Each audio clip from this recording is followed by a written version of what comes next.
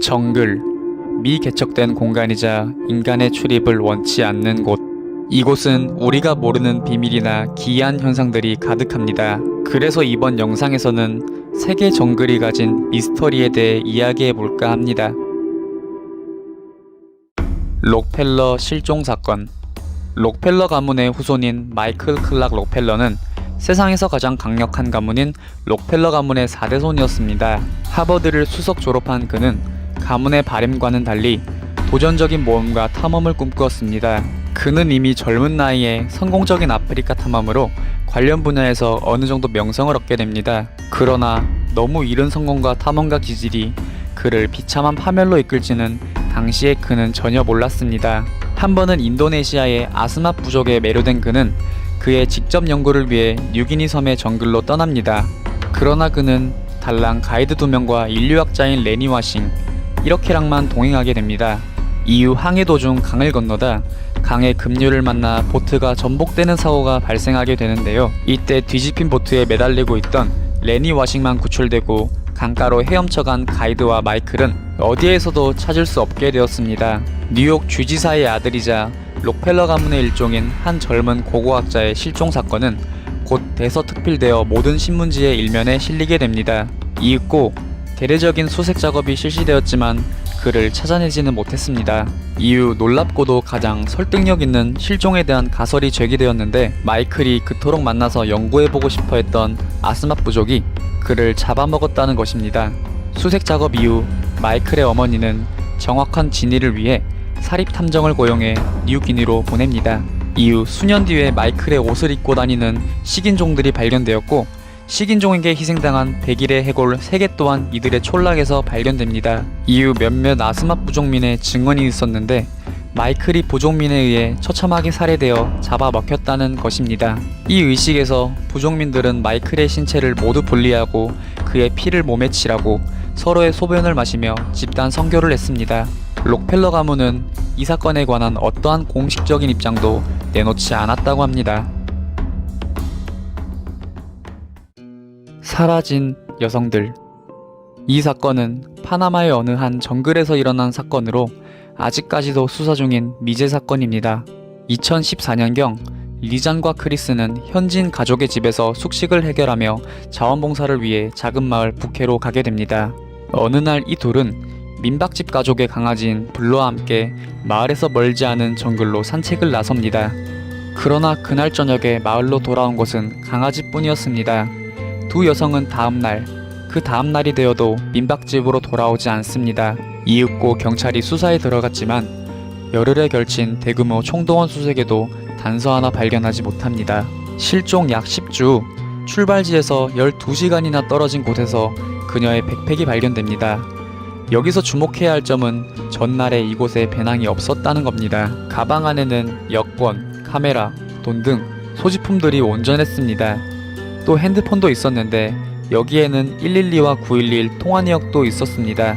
이후 본격적인 수사를 통해 몇몇 물품들을 더 발견하게 됩니다. 특히 청바지는 지퍼가 잠긴 채 말끔히 개어진 상태로 발견되며 사건의 의혹은 더욱 증폭됩니다. 이후 그녀의 휴대폰 기록과 카메라에 저장되어 있던 사진들이 공개되면서 사건은 급격히 심각해졌습니다. 이들이 첫날 오후 2시까지 찍은 사진을 보면 아무 일도 없습니다.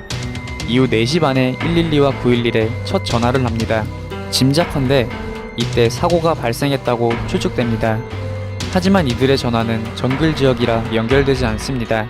이후 열흘 동안 수십 차례 전화를 시도했지만 연결 불량으로 모두 실패합니다. 카메라 기록은 더욱 충격적인데 구조 요청 후 7일간 잠잠하던 카메라가 8일째에 한꺼번에 90장의 사진을 찍었습니다. 그것도 새벽 야시관 시각에 정글의 깊숙한 어둠 속에서 말입니다. 당최 의도를 알 수 없는 사진들만 가득했습니다. 이를 계기로 대규모 2차 수색이 실시되었고 발목에서 잘려나간 발이 든 신발과 그녀의 골반뼈 등이 함께 발견되었습니다. 이후 곳곳에서 소량의 유해들이 발견되었고 DNA 검사 결과 이들의 것으로 확인되었습니다. 정글 속 피라미드.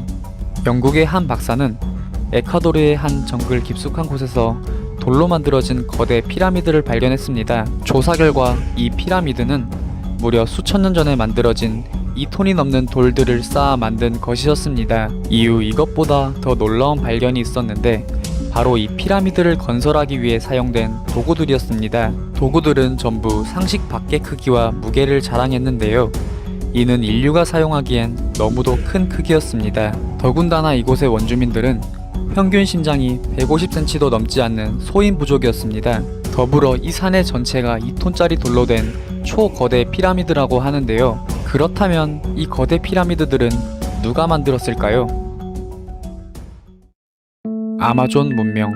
최근 아마존 벌치 과정 중 정글의 바닥이 드러나자 다양한 모양의 도랑들이 수백 개나 발견되었습니다. 도랑은 물이 흐르는 길로 문명 형성의 필수적인 요소인데요. 아마존의 도랑들은 깊이가 3에서 5m나 되며 정밀하게 만들어져 아마존 문명 존재설에 힘을 실어줬습니다. 조사 결과 이 미스테리한 도랑들은 아마존 노림이 형성되기 훨씬 옛날부터 만들어진 것들이었습니다. 또한 몇천 년 전 아마존은 지금의 열대우림이 아니라 아프리카의 사막 같은 환경이었다는 것도 연구 결과 새롭게 밝혀집니다. 결국 이 미스테리 도랑들은 외계인 빼고 설명할 수 있는 방법은 거대 문명의 출현밖에 없는 것입니다. 그러나 아직 이 고대 문명의 역사나 도랑들의 사용 의도는 미스테리로 남아있다고 합니다. 어쩌면 4대 문명의 버금가는 찬란했던 꿈의 문명 엘도라도의 전초지 아닐까요? 마리콕시. 마리콕시는 페루어로 유인원이라는 뜻으로 남미의 빅풋으로 여겨지는 미확인 생명체입니다. 마리콕시는 지난 수세기 동안 원주민들과 탐험가들에 의해 목격되어 왔습니다. 당시 영국 대령이었던 포셋은 1914년 브라질 정글에서 약 3.6m의 마리콕시와 마주쳤습니다. 포셋에 의하면 마리콕시는 말을 못하고 으르렁거리며 인간에게 아주 호전적이었다고 합니다. 또한 이들은 인간처럼 무리지어 살며 활과 화살을 사용하고 서로 소통하는 모습도 보였다고 합니다. 포셋 일행이 그들의 거주지에 접근하자 마리콕시들이 맹렬하게 달려들었는데 총을 사격하자 놀라 뿔뿔이 흩어졌다고 합니다. 이후 포셋은 일행들과 정글 탐험에 나섰다가 모두 의문의 실종을 당하고 말았습니다.